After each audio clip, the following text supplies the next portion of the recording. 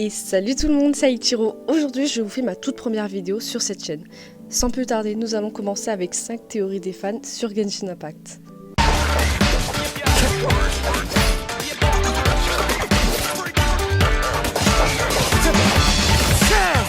Numéro 1. La signification cachée de la bande-annonce de travail de Genshin Impact. Aucun trailer de Genshin Impact n'a laissé toute l'impression pour les théoriciens en tant que trailer d'aperçu du chapitre du jeu Travail. Il n'est donc pas difficile de comprendre pourquoi. Les messages cryptiques de Dainsleif sur chaque chapitre sont mûrs avec des messages cachés que les fans peuvent utiliser pour faire des prédictions sur l'histoire. Cependant, il y a une certaine partie de la communauté qui croit que Travail a caché des messages beaucoup plus profonds que les fans ne le croiraient. À la première vue, le trailer semble être une simple explication de chaque chapitre, mais le libellé, en particulier la deuxième phrase de chaque chapitre, a conduit de nombreux fans à conclure qu'il a un sens pour l'histoire dans son ensemble. La liberté exigée par un dieu, le contrat pour mettre fin à tous les contrats, etc. pourraient tous faire référence à une force motrice future dans l'histoire du jeu. La bande-annonce de Travail fait également constamment référence à la vérité du monde, et en particulier aux voyageurs qui la trouvent, ce qui amène de nombreux fans à conclure que ces lignes mystérieuses sont liées à la recherche de cette vérité. Une ligne, montrez-moi que vous êtes plus digne que moi pour la sauver, alors que les fils de tout destin seront à vous de retisser, semble laisser beaucoup de questions sur la direction que prend Genshin Impact. Il est donc évident que le voyageur combattra Dainsleif, qui est la personne qui dit la ligne, pour atteindre un statut pieux qui retravaille le destin lui-même. Cependant, elle est également très sujette à interprétation. Qui est-elle? Que signifie le destin de remaniement? Plus important encore, est-ce que Dainsleif dit vraiment cette ligne? Numéro 2. Alice pourrait être dans une autre dimension. Alice est la mère de Klee. On ne la trouve nulle part à Teyvat. Il y a de multiples indices laissés par divers personnages concernant sa personnalité et ses activités dans le monde du jeu. En plus d'être la mère de Klee, elle a également été impliquée dans la culture de Teyvat, après avoir écrit le guide de voyage de Teyvat. Selon Klee, Alice l'a quitté 3 ans avant sa rencontre avec le voyageur, et est partie entre guillemets, quelque part loin et dangereux. Cela a conduit les fans à trouver une théorie selon laquelle elle pourrait actuellement être située dans une autre dimension, et n'a pas encore joué un rôle clé dans l'histoire principale de Genshin Impact.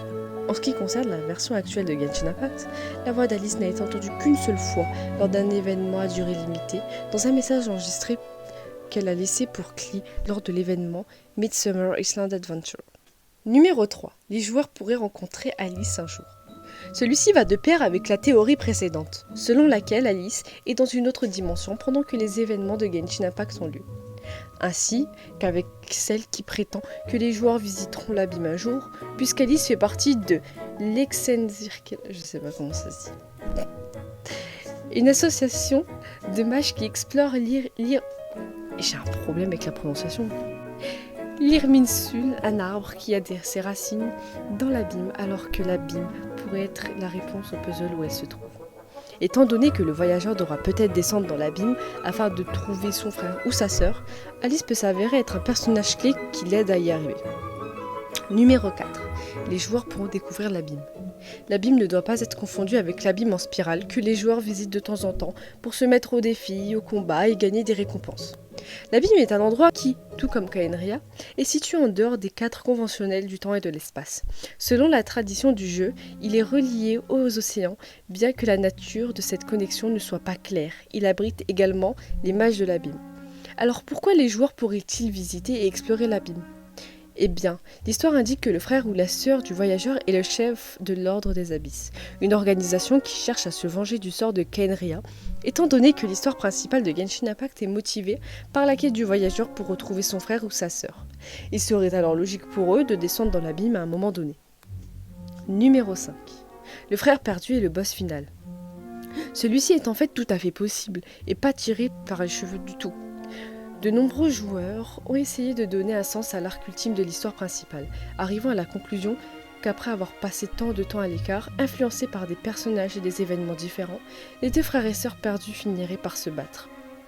Dans la cinématique à la fin du deuxième acte du prologue, le frère ou la sœur est vu avec une expression calme et calculatrice face à un mage abysse. Il n'y avait pas d'autre indice suggérant qu'ils aient peut-être tourné mal mais c'était suffisant pour que les joueurs commencent à faire tourner des théories sauvages. En outre, les frères et sœurs perdus se battent les uns contre les autres et est un trope bien connu dans les jeux. Exemple, Cassandra et Alexios d'Assassin's Creed Odyssey, afin qu'ils puissent être sûrs de quelque chose. Et c'est désormais la fin de cette vidéo. Si elle vous a plu, n'hésitez pas à liker et à laisser un commentaire pour une idée de prochaine vidéo. Moi, je vous dis à la prochaine et portez-vous bien.